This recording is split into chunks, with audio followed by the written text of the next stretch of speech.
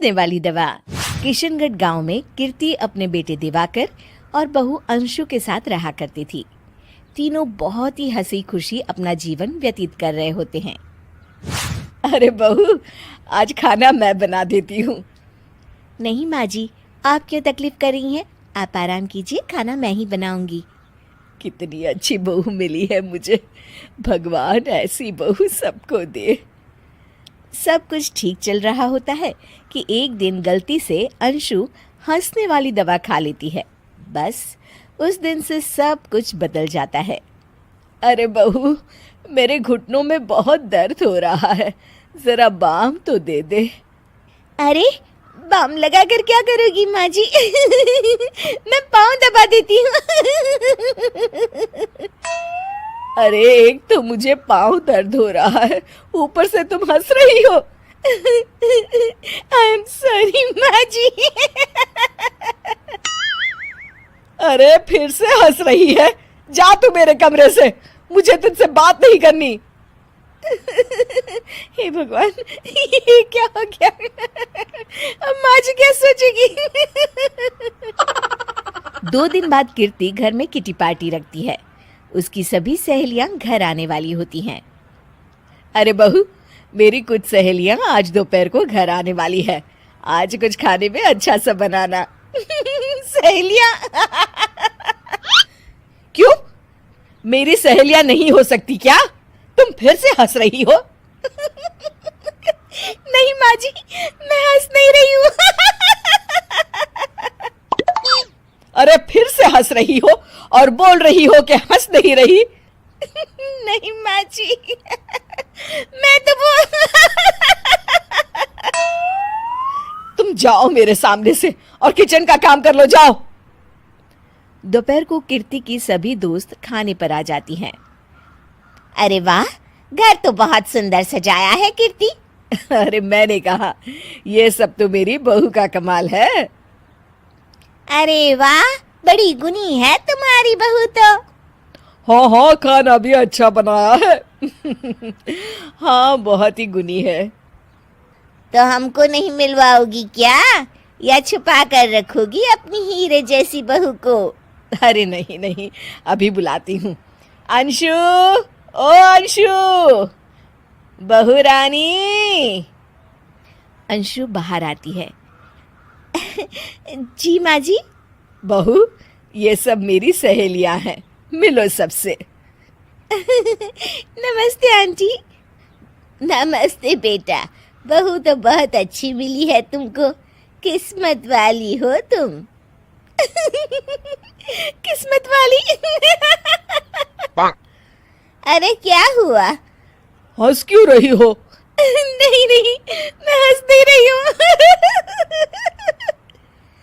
तभी अचानक सांची के हाथ से चम्मच छूट जाता है और उसका कुर्ता गंदा हो जाता है। अंशु फिर से हंसने लगती है।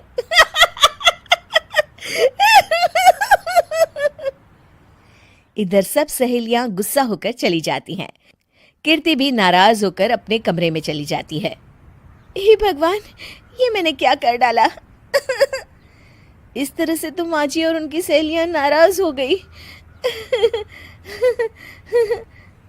अगले दिन, बहू, ओ बहू, किधर हो? जी माँ जी। जल्दी से मेरे साथ चलो, पड़ोस वाले शर्मा जी की हार्ट अटैक से मौत हो गई है, उनके घर बैठक के लिए जाना है। अंशु तैयार होकर आ जाती है। थोड़ी देर में दोनों शर्मा जी के घर पहुंच जाती है। वहां पर सब रो रहे होते हैं। कीर्ति शर्मा जी की बीवी के पास बैठकर उन्हें सांत्वना देने लगती है।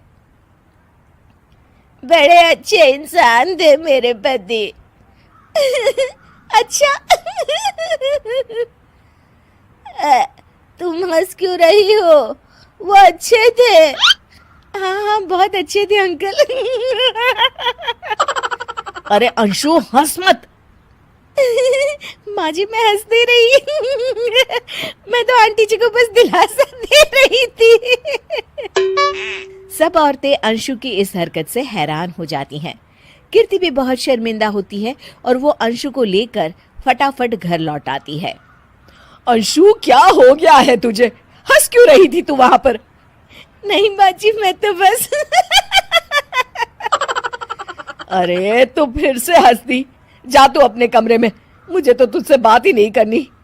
मेरा बेटा ही तुझसे बात करेगा अब। रात को जब दिवाकर घर लौट आता है तो कीर्ति दिवाकर को सब कुछ बताती है। ठीक है माँ, अब फिक्र मत करो, मैं अंशु से बात करता हूँ। दिवाकर अपने कमरे में जाता है। जी आ गए आप? कैसे हैं? मैं तो ठीक हूँ, बस सर में हल्का दर्द है। सर में दर्द? अरे इसमें हंसने की क्या बात है? नहीं, मैं हंस नहीं रही हूँ। मुझे तो फिक्र हो रही है आपकी। एक तो मेरे सर में दर्द है, ऊपर से तुम हंस रही हो। अरे कैसे समझाऊं मैं आपको? मैं हंस नहीं रही। अंशु, तुम इस घर से चली जाओ। माँ ने मुझे बताया जो भी तुमने शर्मा आंटी के घर किया, और किटी पार्टी में भी। नहीं जी, मैं ऐसे नहीं हूँ। तो अभी क्या हुआ था? क्यों हंस रही थी तुम? रुकिए, मैं आपको सब कुछ बताती हूँ। बताती हूँ आपको सब कुछ।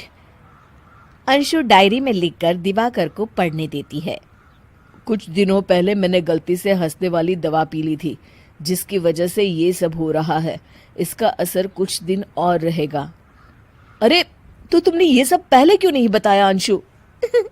वो मैंने माँ जी को बताने की बहुत कोशिश की, मगर उन्होंने सुना ही नहीं। अरे ठीक है, मगर वादा करो, जब तक दवाई का असर ठीक नहीं हो जाता तुम घर से बाहर नहीं जाओगी। नहीं जाऊंगी। और हंसूंगी तो बिल्कुल नहीं। लो, तुम तो फिर से हंस दी।